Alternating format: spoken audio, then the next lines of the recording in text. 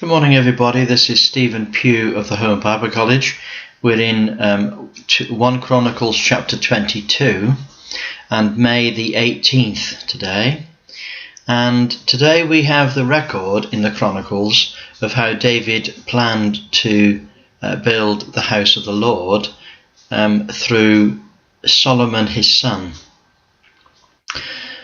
David had established an altar for the Lord in the threshing floor of Onan, and he said, "This is the house of the Lord God, and this is the altar of the burnt offering of Israel." And David commanded to gather together the strangers that were in the land of Israel, and he put masons that hew wrought stones to build the house of God. And David prepared iron in abundance for the nails and for the doors of the gates and for the joinings, and the brass in abundance without weight.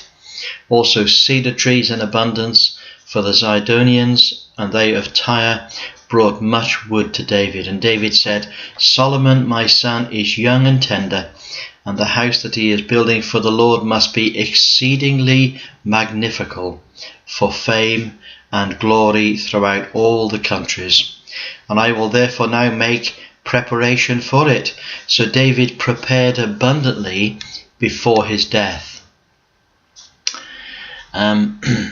And then he called Solomon his son and charged him to build a house for the Lord God of Israel. And David said to Solomon, "My son, as for me, it was in my mind to build a house for the name of the Lord my God.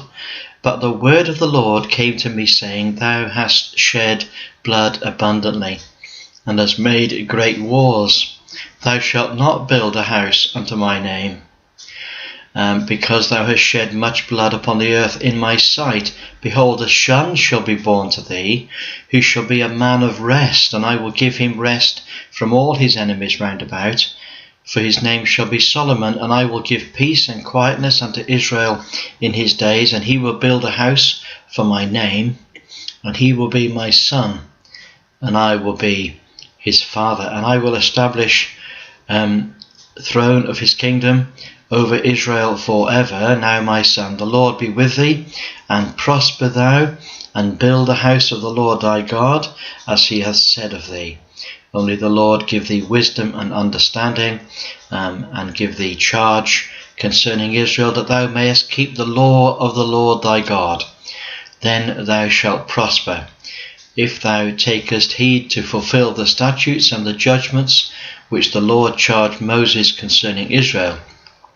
Be strong and of good courage, dread not, nor be dismayed." Now this is a fantastic challenge that David gives to his son. I'm quite struck there by verse 13. He's describing life under the old covenant. He says, verse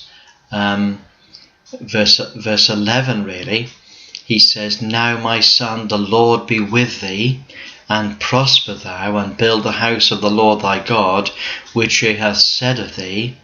Only the Lord give thee wisdom and understanding, and give thee charge concerning Israel, that thou mayest keep the law of the Lord thy God." Now, some people have said how that Solomon had this bright idea that he would ask the Lord for wisdom. Well, it wasn't a bright idea. It was something that his father told him that he needed to have. He said, "Only the Lord give thee wisdom and understanding." And so when it came time for Solomon to answer the question that the Lord put to him, saying, "What is it that you'd like me to give you?" then Solomon knew exactly what to ask for. He said, "Give me wisdom and understanding. Give me give me wisdom and understanding, and give thee charge concerning Israel, that thou mayest keep the law of the Lord thy God." Now, there are Christians that say nobody can keep the law, of course. That's obviously not true, because they're told here, Solomon is told specifically that you are to have wisdom and understanding, that thou mayest keep the law of the Lord thy God, then thou shalt prosper. So there was a prosperity attached to the keeping of the Mosaic law. "If thou takest heed to fulfill the statutes and the judgments which the Lord charged Moses concerning Israel, be strong and of good courage, dread not, nor be dismayed. He is not to allow, David describes him as young and tender, he's not to allow the enormity of the task to overface him. He's not to be dismayed, he's not to dread, he's to be strong and to have courage and to have wisdom and to have understanding. Incredible. And David speaks to Solomon, and he speaks to the people, and he says in verse 16, which is part of my password, he says, "Arise therefore and be doing, and the Lord be with thee." I love that. I love that phrase.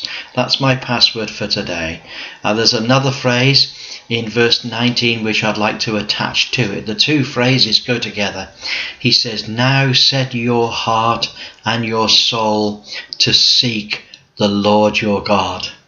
Okay, it's a call to action.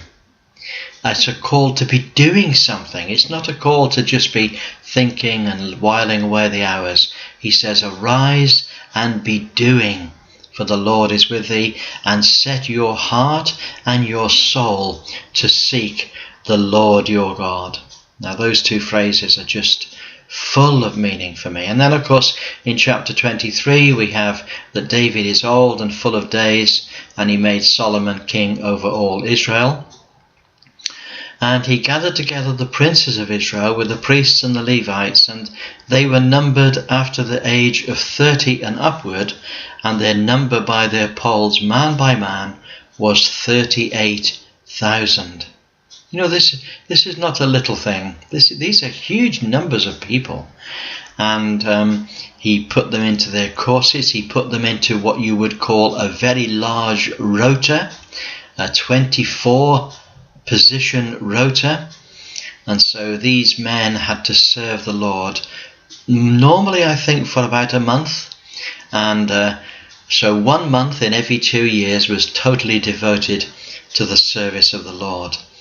And verse 32 that he speaks about the work of the priests. It says that they should keep the charge of the tabernacle of the congregation, and the charge of the holy place, and the charge of the sons of Aaron their brethren in the service of the house of the Lord.